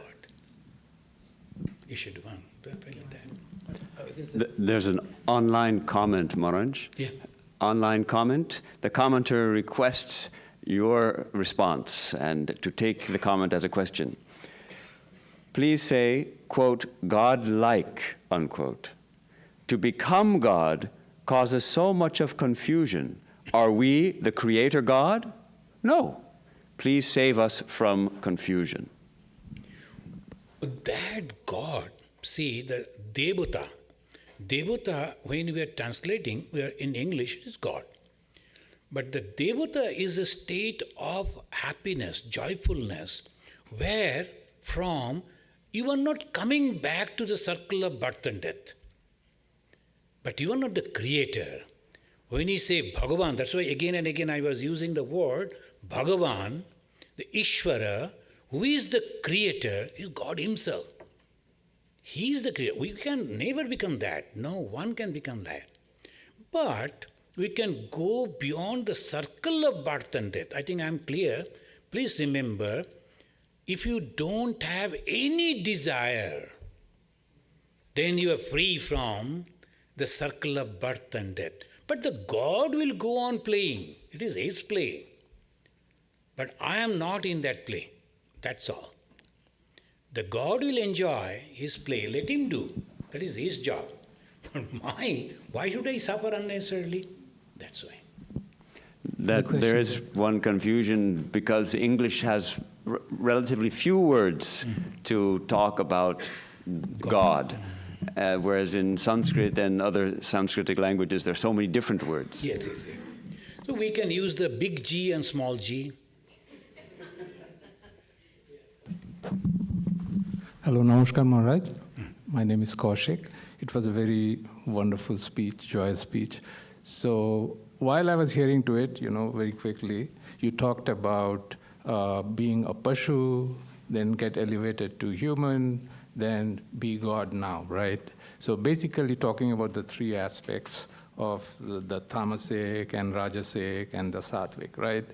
Then the Darwinism that is taught in me thought, what about trees? They are inert. So that kind of trees. So that rose, I had like two questions. One, part A, is the trees, they're inert. So now this insensitivity in the trees versus the titiksha of the tree or the forbearance, it doesn't really care, it's always thinking of giving fruits irrespective of what happens. So how do you make inertness, is it an inertness characteristics? Is it a sattvic thing?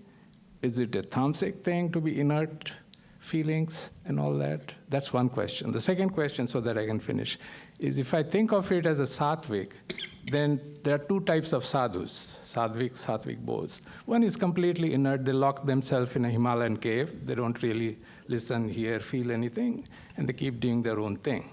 So naturally, they're only kind of thinking only about their own growth. The second is the monastic who mingle with householders. They think, they feel, they are sensible, but also I think they are doing good to the others. So this is another, they're not inert really, right, in a way. So, these are the two questions. What's the second question? The second question is towards like the, I'm talking about the titiksha. In the titiksha, one is like, I can talk about the monastics who are there like, Ramakrishna order. They are always for serving the gods, Shivogane, Jivosheva. And the other is like the monks who actually go, sadhus who go to Himalayas and, doing their own spiritual growth. They are both sort of supposed to be titiksha and sort of insensitive to like the struggle of human mind. So which one is better in a way? To your last question, that those who can truly, without doing any work, can remain within them, that is excellent. That is a very high level. But majority of the people, they go like that, then after some practices, they become selfish. They won't think about others, they won't help others, and they are not developing their own spiritual life also.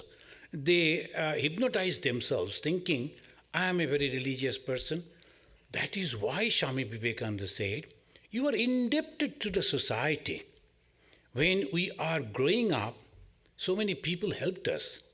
Even as long as we are surviving, we get food, we get clothing, and we get shelter. Who is giving it? And in exchange, what I am doing for them? Nothing. And then, after receiving all those from different level of the society, if I die without realizing God, both are gone. You are indebted in your own self and then you are dead. Instead, he said, that's why don't you go and serve them, help them, seeing God in them, as you say, quoted, the Shiva in Jiva. If you can do that, that is good for you. And suppose you cannot realize God in this life, but at least you have given back whatever you were receiving from the society to them. You are free from the debt. So that is the main thing. And the first questions that you asked, what is that? Inertness. Is it sattvic or tamasic, that inertness? Sattvic and tamasic. Both. You can see in that way. And sometimes people are not very clean. They live like that and they won't clean their room. They will be living like that. It may be sattvic and mostly it is tamasic. Because they won't clean their rooms, they won't wash their clothing, and they think, oh, it is okay, we are God, divine. And if you notice, the Ramakrishna Mission Swamis are always neat and clean, because that way we are trained up. But if you go to the outside, you will find they are like that, and people think sadhus are like that. They are not cutting their nails like that. But that is maybe mostly tamasic. Sattvic is completely different. And that's why I was telling, you have to choose your ideal, your God, your Ishta Devata. Now we find in Bhagavan Sri Ramakrishna, as he was mentioning, and you all people know, now and then he was going into the trances. He's talking and suddenly going to the trance. Not only that, coming back and, Mother, shall I talk to him like this or shall I not talk to him like that? It was going on. But he was so careful about his things, neat and tidy all the time. And he always used to tell his disciples, I forget my body, but I don't forget where I kept my shoes or where I kept my umbrella. And you people, just close your eyes for 5 minutes and forgetting your umbrella. Mind should be alert. That is the first thing. Mind should be alert because we are dealing with the mind, my own mind. And that is the reason it should be always alert. Am I doing this? Am I not doing this? Am I thinking in this way? I am not thinking in this way. Who is observing? Myself. I am observing. So you are constantly observing your own mind, controlling it, purifying it, putting it again and again into the right track. That is called tapasya. Tapasya means austerity. Austerity doesn't mean that I should fast, I should walk barefoot, and that is one type of.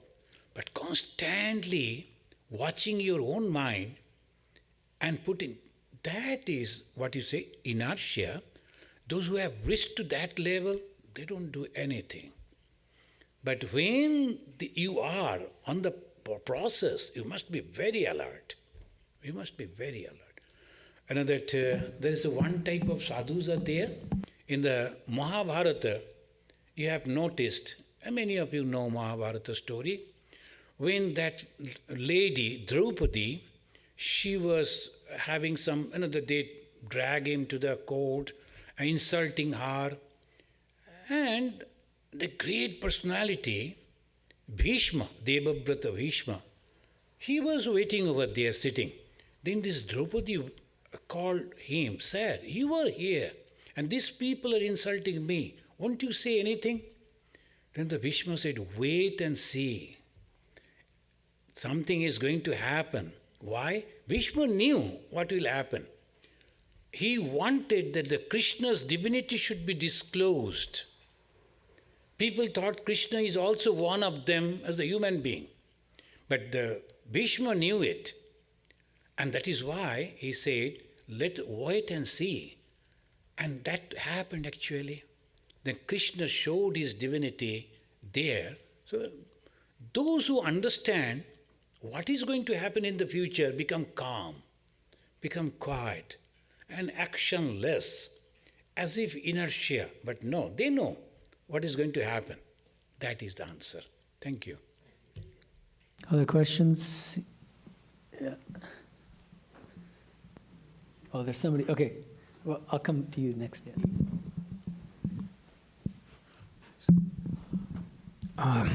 This question pertains to karma. Karma, yeah. And going way back to the beginning, if we're created pure originally, how is it that we ever erred into this karmic cycle in the first place? Is question one. So that this cycle could begin. And number two, you're talking about tapasya. In the Gita, Krishna says the wise person says to himself, "I'm doing nothing. I'm not thinking, I'm not eating, I'm not walking." So do we have free will actually? If we do, where is it? Is it just in the choice? Thank you. The first question, I understood it clearly. That is, where from the first karma came, right? So exactly this question I asked to one of the Swamiji when I joined in Cherrapunji. and I told the first life, I was telling like that, first life to impress in the early beginning. And he said, even if you are going on fast, actually there is no fast. This universe is going on repeating again and again. We do not know when it was created. And Swami Vivekananda said about the creation, when first it was done, he said, Hindus are bold enough to say, we do not know. The creation is eternal, the same thing. Will you believe, from the point of view of Swami Vivekananda, here, Ishatmananda, sitting over here, giving the answer to your question, maybe long, long before, same thing happened. You asked this question, I gave the same answer, and maybe after many, many, many, many years, something will happen. Because it goes on repeating. And that is one way. So fast, and do you know how we work? We should be very careful about that.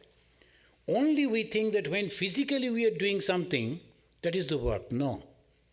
When you are thinking, that is also work.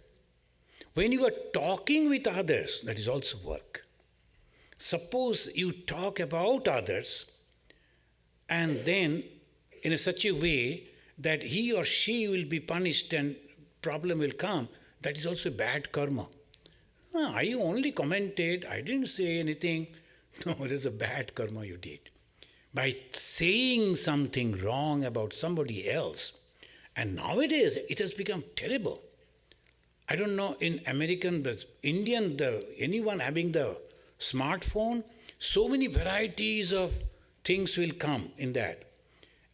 And getting excited, we also forward that message to our other people, our friends. But that is a false thing, wrong thing. By that way, we are committing sin. So we have to be very, very careful. Karma is so subtle. The first is whatever we are thinking. Second, the way we are talking. Third, physical. So called Kaika, that means physical, Bachika through word, Manasika through thought. We have to be careful because we are dealing with the living gods and goddesses. So I am also so, but this moment I don't know that. So I have to deal with others because they are the manifestation of the Supreme God. I have to be very careful. But how we will behave? The one of our Swamiji, he answered the question. Someone asked, you say that God has become everything. That means a burglar who broke my house and entered into my house, shall I worship him? And he answered, of course, by calling 911.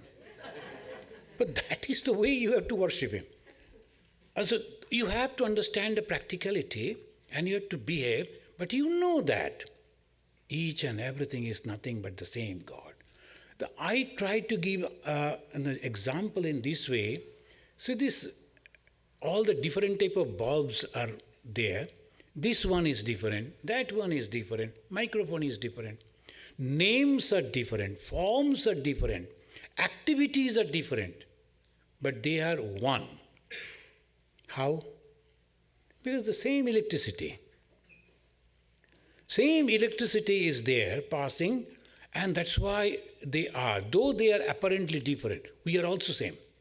Same way, the man, woman, poor, rich, illiterate, and educated, and animals, birds, reptiles, they are all different forms, different names, different activities. But in them there is consciousness. So I have to be careful. Karma yoga is very difficult, you know. Karma yoga is not so easy. I will tell you a funny story.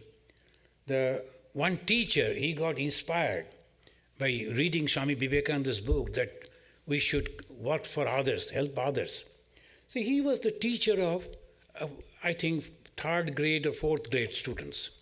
So one day he told them, hey, that Saturday and Sunday, the free days, so when you are returning back on the Monday, I like to hear from you that you have helped others. Someone at least you have helped. The good work you have done and serving others. Then Monday when the school opened, the teacher entered into the classroom.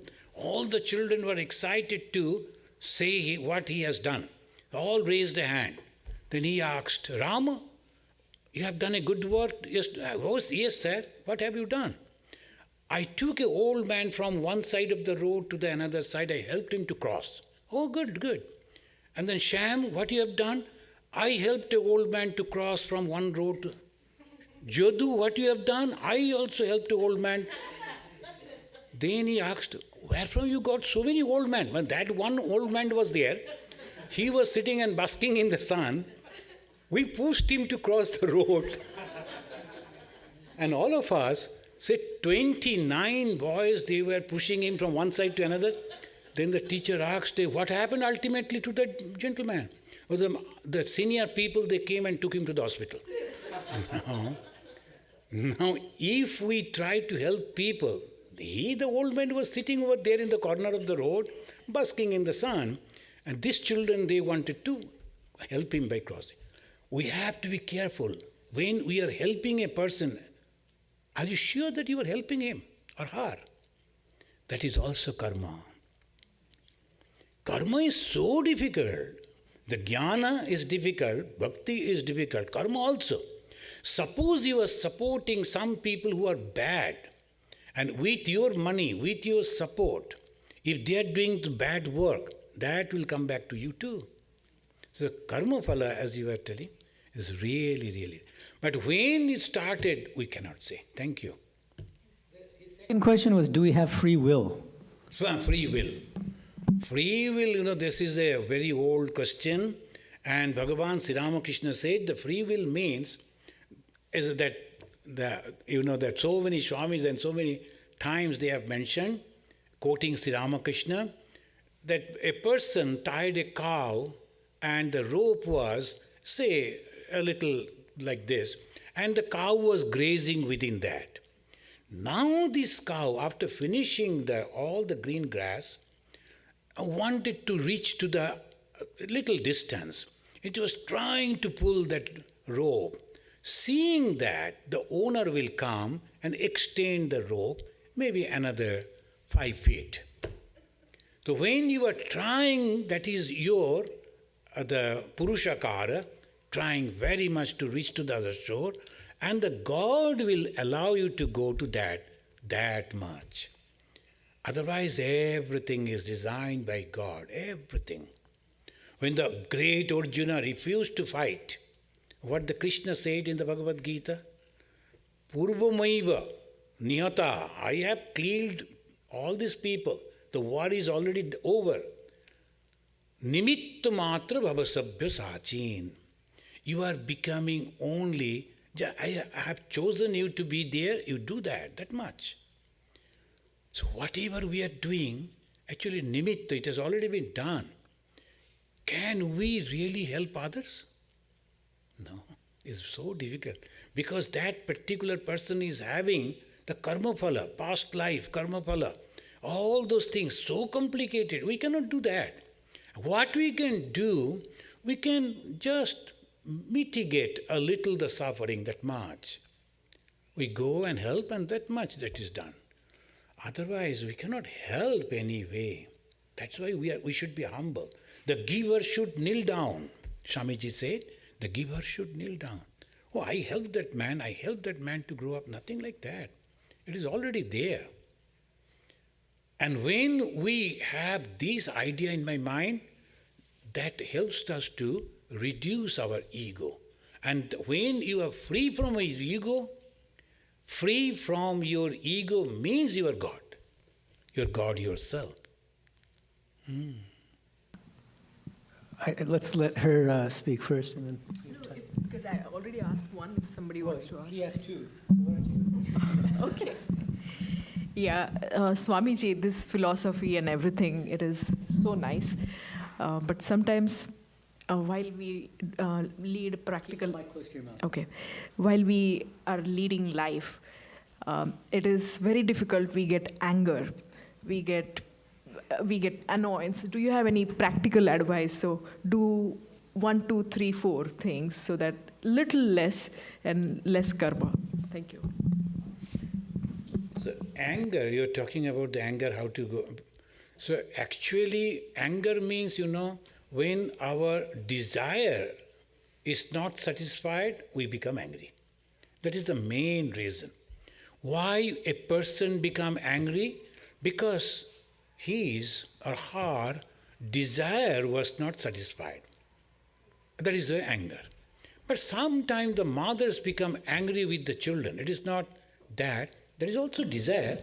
Mother wants to see the perfection in the children. When that perfection is not there, she becomes angry.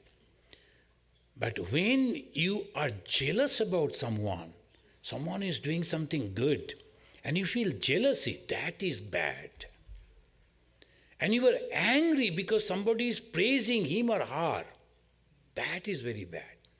That we have to understand. The anger, otherwise it is okay.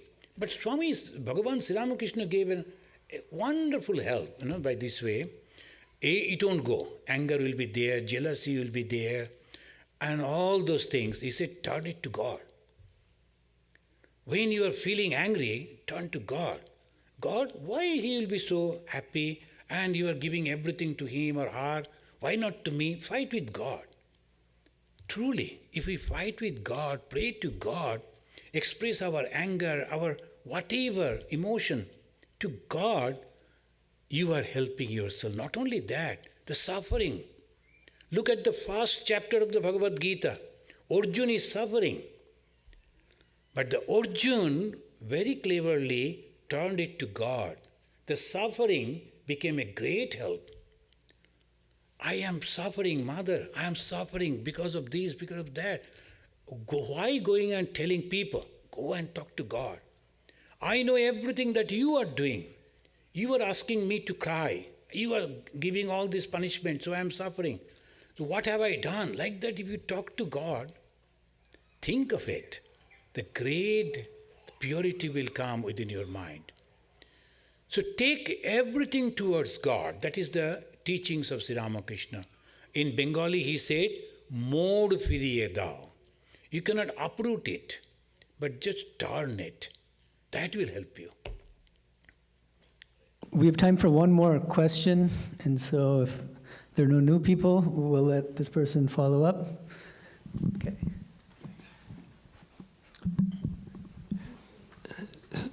Swami, I hate to have to do this, but to go back to the second point about free will, I really want to try to understand. In your comment, you had said, are we really helping others? No. No, we have to be humble about this. And Can you please say again? In your comment, you were referring to this free will question. Are we really helping others when we go to extend ourselves for that? And your comment was no. We have to be humble. God is doing this.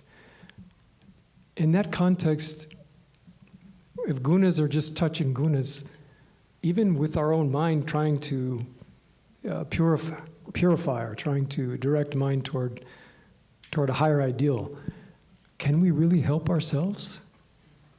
Okay. Thank you.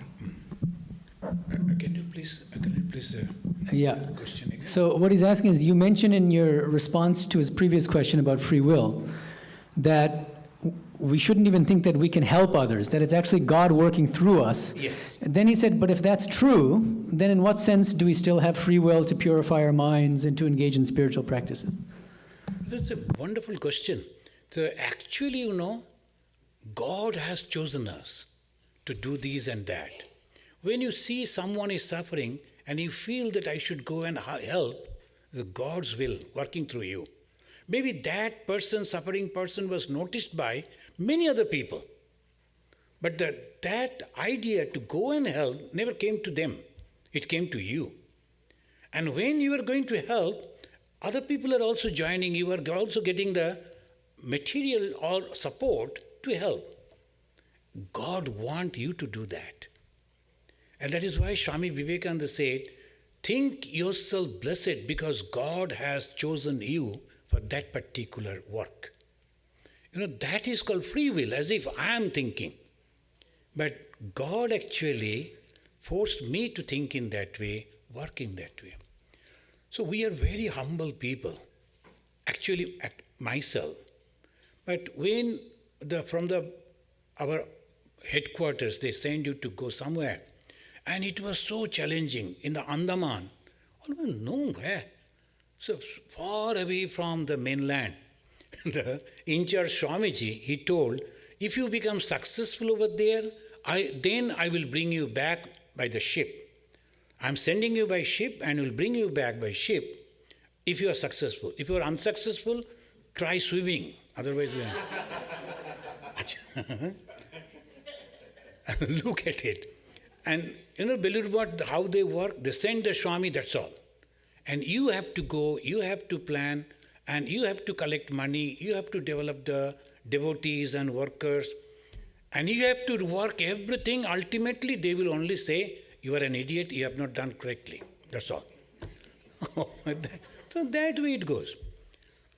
And when I went over there, I saw the situation. Oh my God, you cannot believe. And I was thinking, shall I say I won't be able to do it? I should go back, even if necessary swimming. But then this thought came in my mind, Swamiji's idea, Swamiji's teaching. Think yourself blessed because God has chosen you for this particular work. I told, if I go back, some other Swami will come. Because it is a center, some will come, some will suffer. Why not me? Let me suffer. I'm telling you from my own experience. And I went and there was no shrine even. There was a storehouse. We cleaned and started the shrine. And I used to go all alone, sitting on the seashore, looking at the sea, and I used to see the God on the sky, imagining God. I used to say, why you have brought me here? I was so happy in Calcutta. Why you were here? Not a single person to talk. Whole day you won't find a person to talk. Can you imagine? And no one was there. One person only came one day, And he stopped and he said, "You are from Ramakrishna Mission?" And I said, "Yes." "Oh, you people have gone to court to become, what's called? Huh? Not Hindu?" I didn't know. So, but that much. He just criticized and left. After 2-3 days, one person came, that also he criticized and left. So, to see some faces, you have to go to the market walking like almost like 3 miles. So that was the condition. I was there, but still I was thinking, I am blessed because Swamiji has chosen me. And within a month, so many help started coming from every corner. And it became really great success. I 100% believe if you are putting yourself on the hands of God, I am blessed, God, you have given me this opportunity, God will help you. God will send all other people your help and you will become successful. So free will, of course, is there, and your free will only to pray. Exactly that happened in the life of Arjuna, the great hero. And when he was arguing with Krishna, Krishna was quiet, never answered. But when he said, "Shishyasteham sadhimam tam prapannam," I am your disciple, I beg you, please help me. Krishna started helping him. God's grace will come when you surrender. So friend, whatever it may be, whatever may be the challenges, when you find in one place, think that I am blessed. God has given me this opportunity and I should work over here. So I liked one English movie, and I was telling that Mahayogananda to develop how the American pronunciation to understand those things. I sometimes see the English movie, and in this short English movie I saw 2 friends, and they are from New York. They grew up together. Then one became an attorney or something, another joined the army, and after a long time, the one who was in New York, he rang to his friend who was in the Middle East, in the war field, war zone, and they were surrounded by the enemies. 1 or 2 of his comrades, they were killed, and he was fighting. Ammunition was low, but still he was fighting. That time the phone came, in a satellite phone. The friend from New York, he called, "Hey, you know that I am going to marry." Then he asked, at that time he's asking, "Which girl?" "Oh, that." "Oh, good. Otherwise I was planning to marry her." But anyway, like that they were talking with the friends.